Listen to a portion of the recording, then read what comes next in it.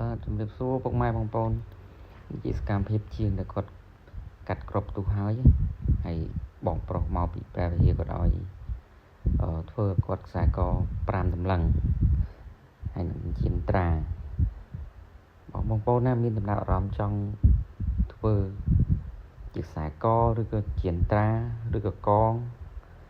ថាជាកងជាអ្វីក៏បានដែរគឺធ្វើបានទាំងអស់ហ្មង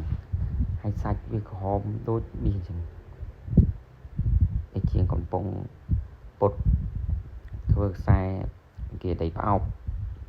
ចំនួន5តម្លឹងខាងបងប្រុសខាងមកពីខាងព្រះវិហារ